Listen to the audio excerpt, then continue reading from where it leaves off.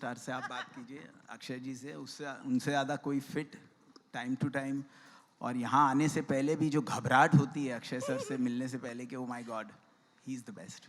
Amazing. ये आपका तो सबसे पहले ना Irshad sir, not only in fitness as Sure. Human, every I mean you know Every aspect. And ये बोलना कभी भी एग्जैजरेशन नहीं लगता है, दिल से लगता है। करेक्ट। एक तो इस स्टेज पे खड़े होना और हिमेश सर और इरशाद सर के साथ में खड़े होना बहुत बड़ी बात है हमारे लिए। So keeping the star struck Prerna aside and Gaurav aside, Irshad sir आपसे पूछना है, आप जब बड़े हो रहे थे, आपके 7 भाई बहन, हाँ, और ये गाने का नाम तेरे साथ हूँ मैं, बचपन से ही रक्षाबंधन चल रहा होगा आपके घर में? जी, बचपन से ही रक्षाबंधन चल रहा था और मेरा और मेरी बहन का रिलेशन ना बड़ा पावरफुल रिलेशन था। जी। मतलब जब भी वो मारती थी बड़ी पावर के साथ मारती थी और वो पढ़ाती थी मुझे मैथ। अब मैथ पढ़ाने वाली बड़ी बहन कैसी हो सकती है और एक नालायक मैथ के छोटे भाई के गाल पे क्या हो सकता है, आप अंदाजा लगा सकते हैं कैसा पावरफुल रिलेशन था। सर उस मतलब वो पावरफुल रिलेशनशिप और फिर ये सोलफुल गाना, काफी बड़ी लंबी जर्नी रही है। अगर कुछ शब्द आप बताना चाहेंगे कि what was exactly going on in your head जब आप लिख रहे थे इस गाने के लिए? बेसिकली ये पूरी फिल्म ही मुझे लगता है मेमोरी से निकली हुई पिक्चर है जी। भाई बहन की पिक्चर। आप वो जैसे सर्दियों की वो छत देगी गवाही, ये सर्दियों की छत पे बहन भाई आपस में बैठ के वो पढ़ाई हुई थी जिसमें मस्ती ज़्यादा थी और पढ़ाई कम थी और वो प्यार ज़्यादा था, लड़ाई कम थी, वो सारी बातें हैं इसमें। नाइस। ये सब कुछ सच है, ये सब कुछ एहसास में डूबा हुआ है, ये सचमुच बहन भाई का प्यार है। अच्छा अक्षय सर, आनंद सर, ट्रेलर को इतना सारा प्यार मिला, अक्षय सर आपकी एक्टिंग को इतना प्यार मिल रहा है along with your 4 sisters, कैसे लग रहा है इतना सारा प्यार? कैसा लग रहा है? कैसा लग रहा है? बहुत बढ़िया लग रहा है। इतना सारा प्यार मिलता है, बहनों का प्यार मिला है, बहुत अच्छा लग रहा है।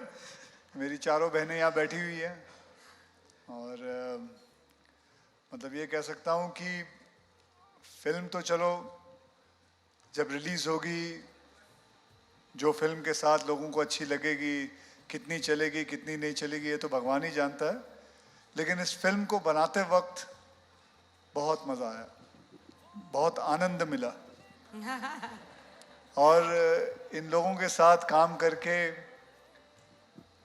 मतलब अपनापन कहीं महसूस ही नहीं हुआ कि भले मेरी रियल सिस्टर इस फिल्म को प्रेजेंट कर रही है, लेकिन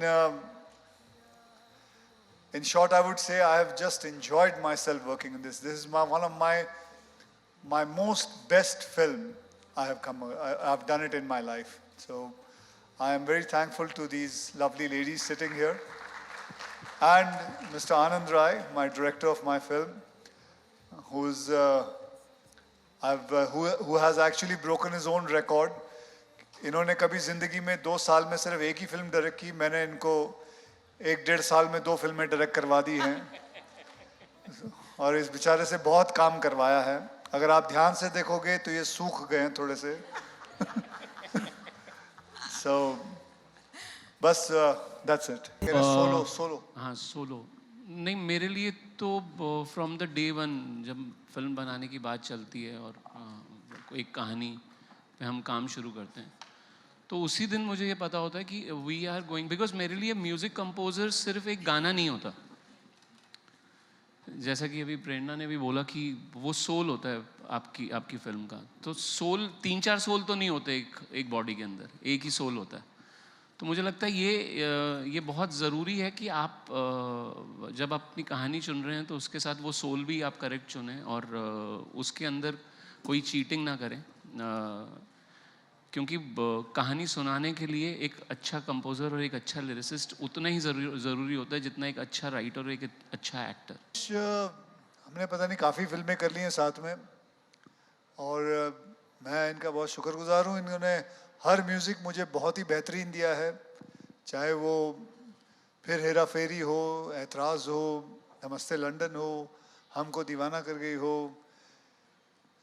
कितने सारे म्यूज़िक इन्होंने मुझे दिया है। तो जैसे ये बता रहे थे, इनको मेरी शक्ल देखते हैं इनको म्यूज़िक समझ में आता है कि म्यूज़िक और अच्छी तरह देना शुरू कर देते हैं. And let me just tell you about him. मैं जब म्यूज़िक इनके स्टूडियोज़ में काफ़ी जाया करता था और इनके साथ बैठता था जब ये म्यूज़िक बनाते थे, I used to look at him. By God, अपने करियर की कसम खा के कह रहा हूँ, ये आदमी बैठे बैठे गाना बना देता है. यूं ऐसे बना देता है, 10 मिनट के अंदर आंखें बंद कर लेगा और फिर कुछ ना कुछ गुनगुनाते गुनगुनाते कहीं ले जाएगा. He is actually a genius, if I would say. Okay. मैं अक्षय जी ने इतनी बड़ी बात बोल दी है तो मैं ये कह सकता हूँ कि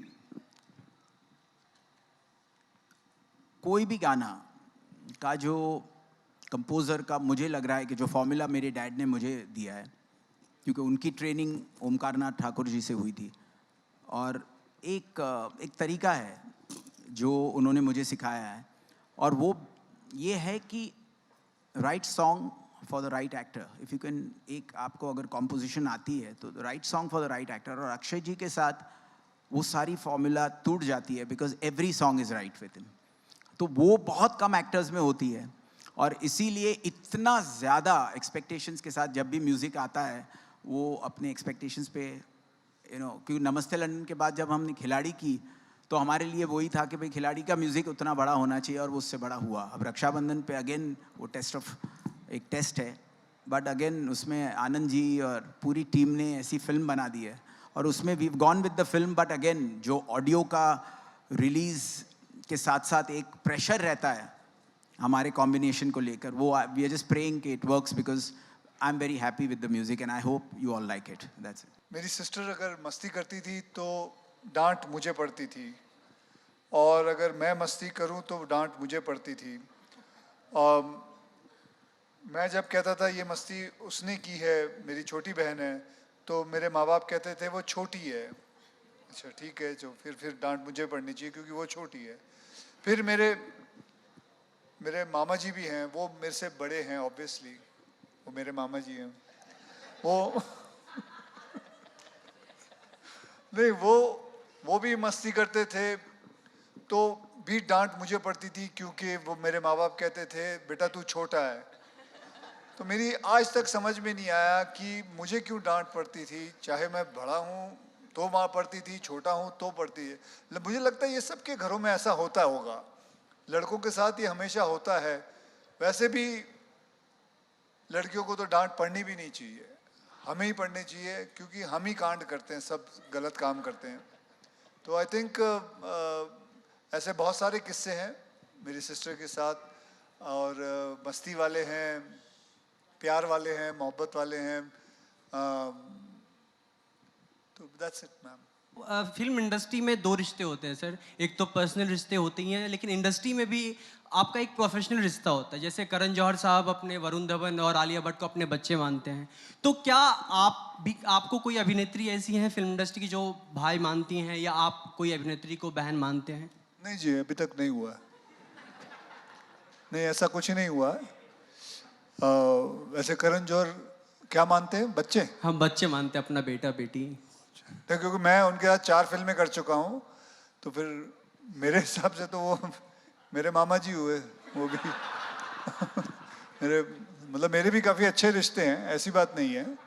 अच्छे बहुत अच्छे रिश्ते. बल्कि अभी थोड़े यहाँ आने से पहले ही उनसे बात कर रहा था मैं.